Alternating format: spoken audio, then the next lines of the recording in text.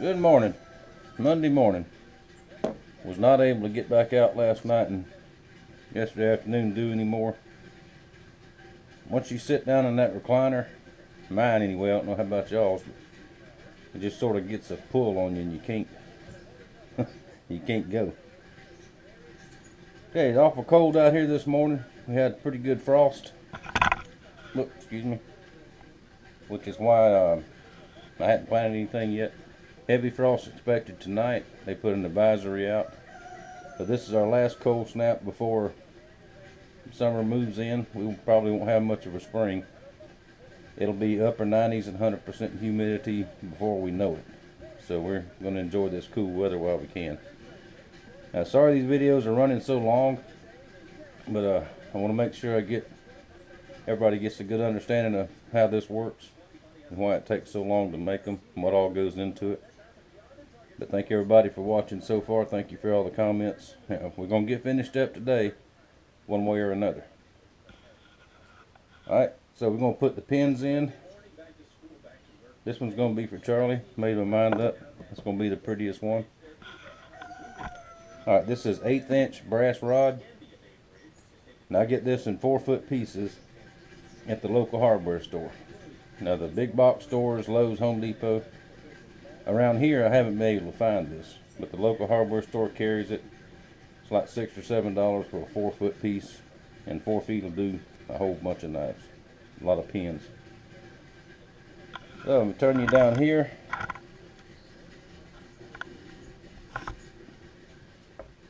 And all we're going to do is tap it in place.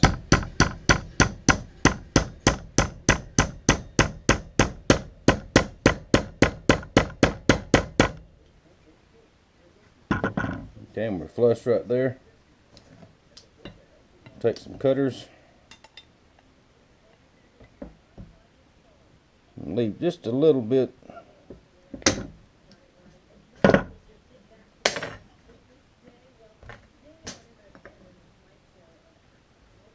I'll take this next one, do the same thing.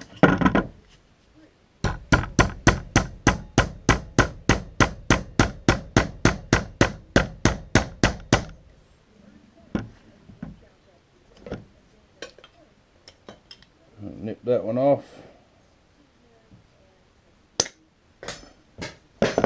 Throw it on the floor.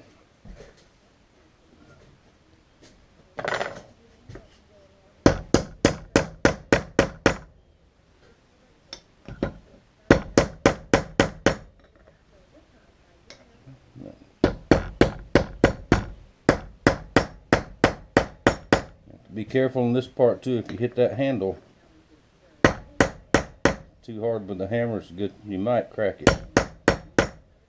That has happened before. Take the ball peen in.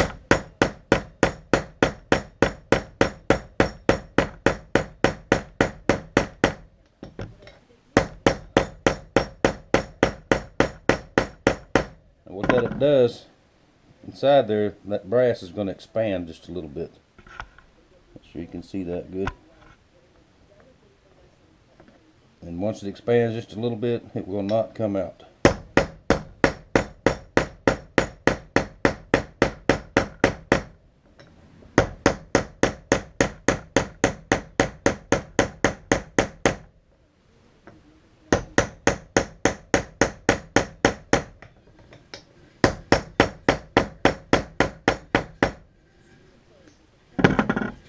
Alright, it's hanging over a little bit.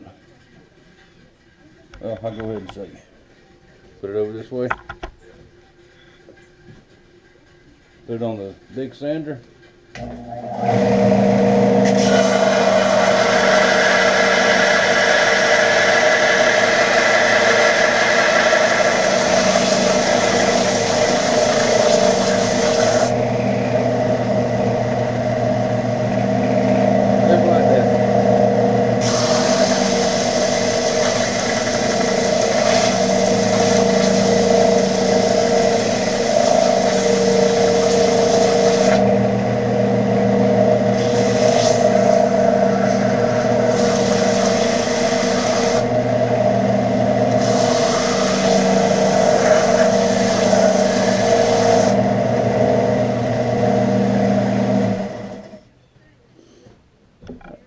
got pins installed.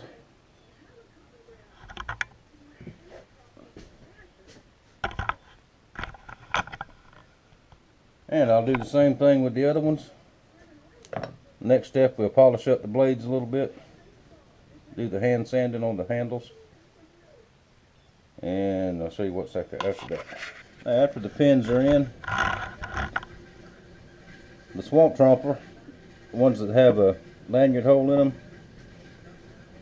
I don't do this with all of them, but take a little piece of copper tubing. This is just plain old 3/8 tubing. Measure you off a piece.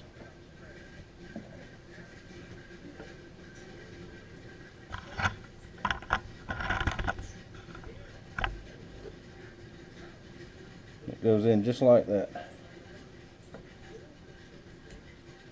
Now what I'm going to do,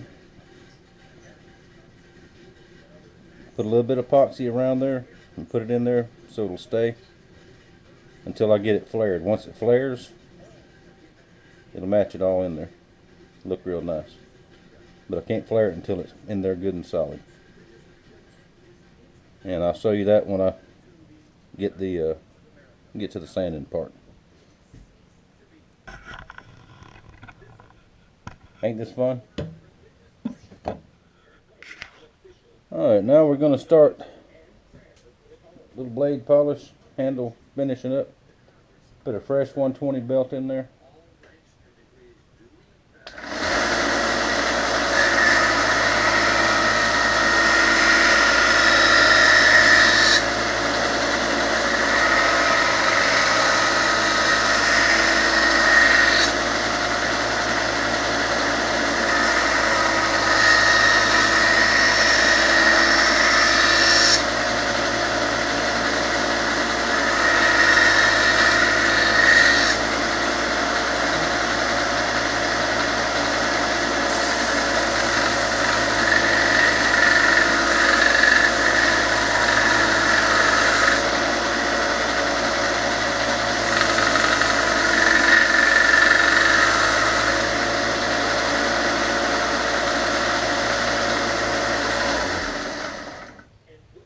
Now the rest of the handle I'll do by hand.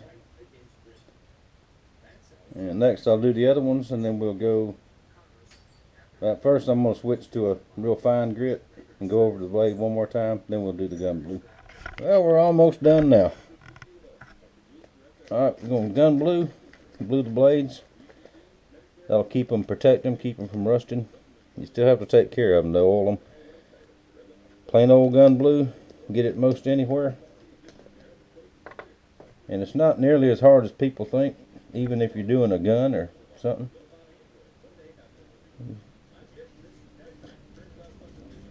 Put it on there. And the directions say let it sit 1 minute. And rinse it off with cold water.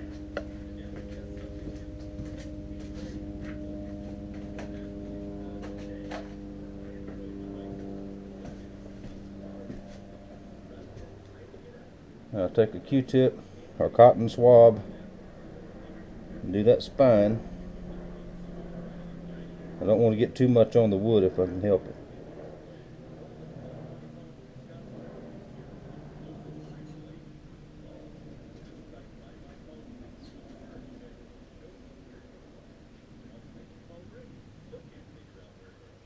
Well, like I just did. But that's okay, we still got to final sand this handle.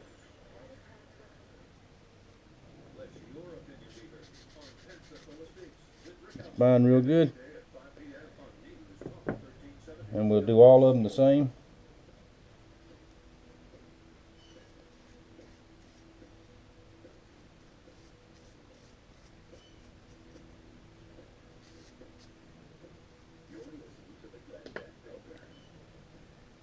And once you get done,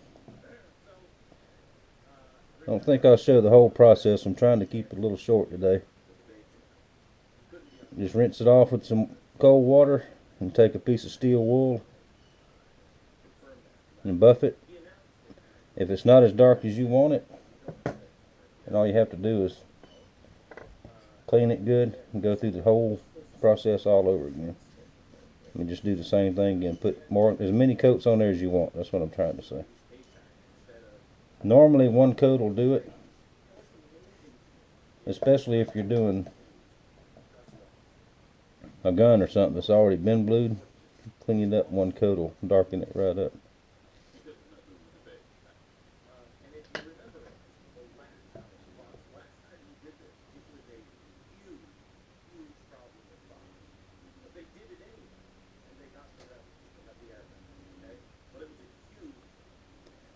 I rinse it off with water. Down here on this wood, I'm just going to take a cloth and wipe it. I'm not going to drown it with water.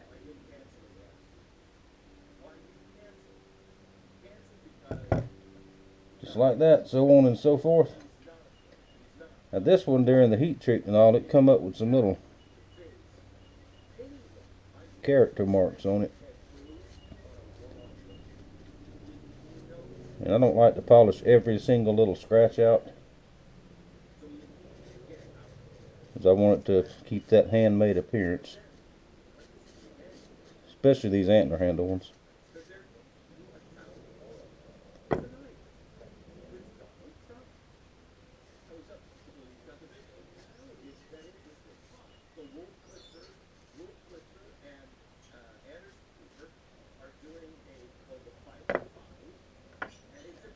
And that's the way you handle that.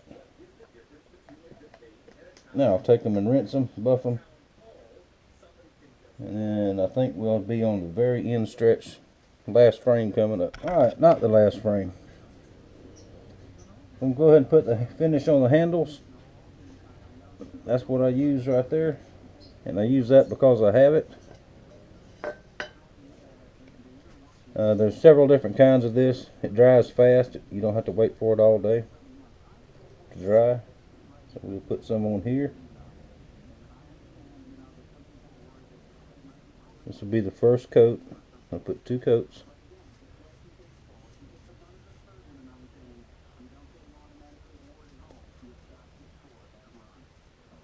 We'll brush this one on, and the rest of them will be all the same way. This dries fast. It dries very hard, very clear.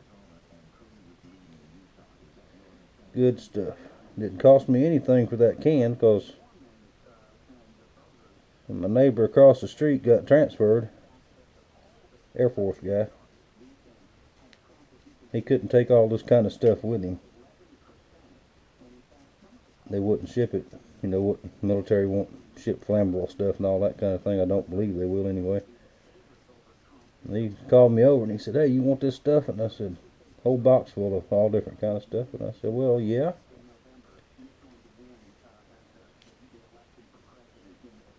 And there's enough in that can right there to do 1,000 knives probably. Smooth it all out. Isn't that pretty? Cherry wood, nice stuff. And these little brushes here, I know somebody's going to ask me. I get these up at the local hardware. They're in a little bag. They're Chinese made, of course. You get 10 in a bag for $1. So use it, throw it away. Unless it's something you can rinse easily. There's the handle of this one. I'm going to put it over here on the clamp and let it dry. Continue with the rest of them. And I'll show you a final look. Especially these 3 right here. As, these 3 here are orders. And they need to get ready and get out of here. The moment we've all been waiting for.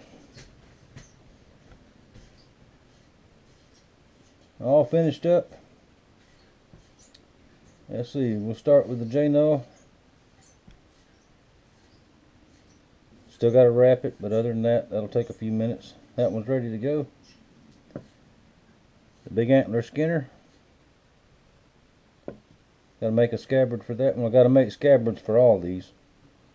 But we're not going to make a scabbard making video because it'll take me from now till dark to get all these done. And mainly these right here, these three, because they have to be delivered here pretty quick. So I'll get them done first. I hadn't got the finish on mine yet, which I'll do that in a couple of days. Hang on, somebody's calling me again. Where was I at? That was my fishing buddy calling to check on me. Tell you what, it sure is good to have friends that care about you and call and check on you.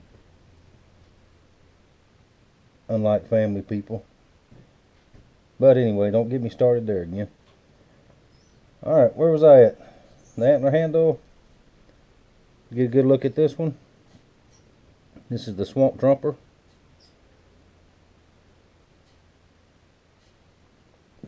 And like I said, mine, that's not, it's finished, but it don't have the finish on it. I'll do that later. Charlie, here's yours.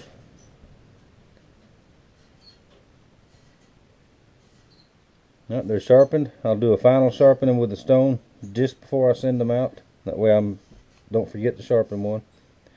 I was going to tell you about this, the handles on this one. What they did, they took some wood, and somehow or another, they told me how he did it, but I forgot. He soaked it in water or something and hooked it to an extension cord and plugged it in. And the electricity burns this pattern in here. And I've got another set of handles that he gave me in trade for doing this one. Really pretty. That electroplated, whatever you call it. It's very difficult though to build the knife around the handles. Maybe next time just bring me the piece of wood burnt, and then I can build the knife and then put the handles. I can get a better fit. It didn't fit exactly, but it still looks cool. Alright, y'all remember where we started. That was that. I'm happy with them. And did I talk about scabbards? I think so. It's going to take me the rest of the day to get these done, and I'm not going to, y'all probably tired of seeing me by now. Now y'all remember, these are still available.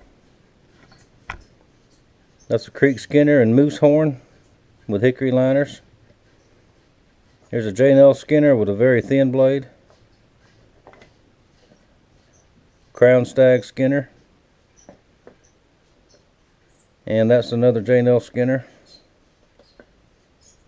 Those have been here a good while, so anybody interested in those, let me know. Move the camera and get a good look at them. They are available. And before we go, I had a question. Camera's all cattywankers. Of how I got started making knives. Well,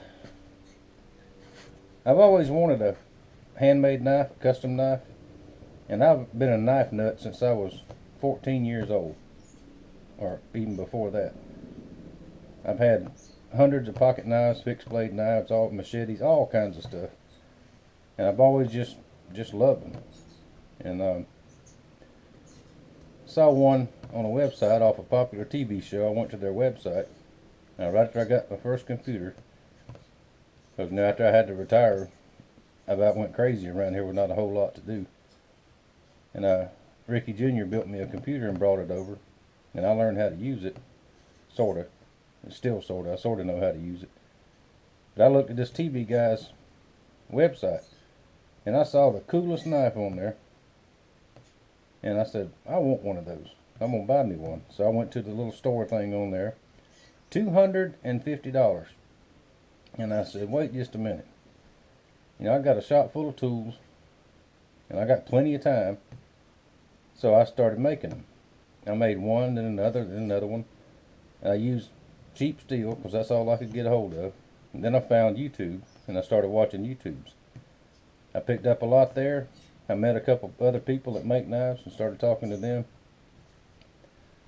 And I had so many laying around here I couldn't use them all. And friends would come by and I'd give one away here and there. And one day a guy said, I'll give you $25 for that one. Something similar to a J&L skinner. And I said, okay. Then a while later he said, well, a friend of his saw it and he wanted one. So that's how the making them to sell started. And I still give away some, donate some to different places here and there if somebody asks for one. And but that's how I got started. I wanted one. I think everybody that wants one should have one and not have to pay $250, $300 for it. Most of my materials I get for nothing, or a little bit of nothing. I do have to buy some things, you know, sandpaper, epoxy, that type of thing. But that's why when I do sell one, the price is, you know, low. And that was one of the points of making this video, to show you what all goes into one compared to what I get out of it. The biggest thing I get out of it is satisfaction. You know, you get one, you like it. You know, if I lose $10 on it, if you like it, you're happy, I'm happy. Because I'll make another one next week and maybe make $10 on it. You know, so it's just a hobby and something I've enjoyed doing. I'm gonna keep doing it as long as I can. So with all that rambling, pardon me. Oh, and by the way, that cough is a side effect of that medication I take. But we can't change medications now until after the surgery. They don't want to upset all the stuff, whatever it is. But I've got a busy couple of days. Got to go to the VA clinic tomorrow and do my blood work. So I'll have a fresh copy of blood work to take back down there with me. And I've got another project I'm going to do tomorrow. I may film or I may video and I may not. It's a sore subject. I don't want to do it in a way, but it's the thing to do. It's something. I'll tell you about it tomorrow. But anyway, hope y'all enjoyed this. Sorry it all ran so long. But I'll see you in a couple days. Oh, don't forget to get your cards in. We got 10 days left. I'll put the P.O. box number down there again. 10 days left till the drawing. Well, thank y'all for watching. Thank you for your support. We'll see you next time.